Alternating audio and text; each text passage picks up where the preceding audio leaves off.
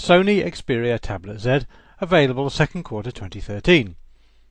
The new Sony Xperia Tablet Z is the counterpart to the Sony Xperia Z smartphone, based on roughly the same internals and housed in a similar omni-balance design. Before we delve into the specifications, let us consider the design.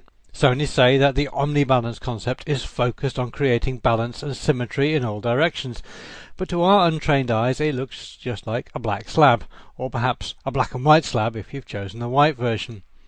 Unlike the Xperia Tablet S with its wedge design, this one is uncompromising, and perhaps Sony should just have called it Omni Slab. You could use it as a greystone if you wanted, although we suspect that it might get stolen. In fact, it isn't just the ultra-slabby design that would make this a viable memorial for the departed, because the Xperia Tablet Z is IP55 and IP57 compliant against dust and water ingress, and, if all the ports are closed, it can even survive being dropped in 1 metre of fresh water for up to 30 minutes, so a stint in a graveyard shouldn't present too many problems. Although, if you were really going to use it as a headstone, then you would want to use the optional charging cradle.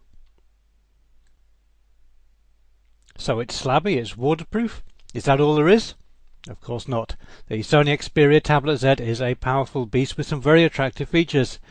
The display on the Tablet Z is a 10.1-inch 1920 by 1200 pixel Full HD panel and more, enhanced with Sony's Bravia Engine 2. An 8.1 megapixel camera on the back comes with Sony's X-More-R technology, and there's a 2.2 megapixel camera on the front too. There are audio enhancements as well, such as 3D surround sound, and overall it looks like the Sony Xperia Tablet Z got a generous helping of Sony's home entertainment technology thrown in. Inside is a 1.5 GHz quad-core Qualcomm processor with 2 GB of RAM, and there's up to 64 GB of flash storage depending on model ordered, plus there's a microSD slot. The Sony Xperia Tablet Z supports NFC, and it also has an infrared port which allows it to act as a remote controller. There are either Wi-Fi only or 4G LTE versions available, although costings were not available at time of going to press. This is an Android 4.1 device with an early update to Android 4.2 promised, and of course Sony have been to work here with access to their own entertainment libraries and a stack of features ported over from generations of Xperia smartphones. The high-resolution display, fast processor and advanced audio features should make this a little multimedia powerhouse, and you can output to an HDMI-equipped TV via an MHL cable or perhaps use DLNA instead. Despite looking so slabby, the Sony Xperia Tablet Z is relatively slim and lightweight, weighing 495 grams, about 150 grams lighter than the current iPad, and at 6.9mm is 2.5mm thinner than Apple's offering too. The lighter weight should certainly make it easier to handle for longer periods.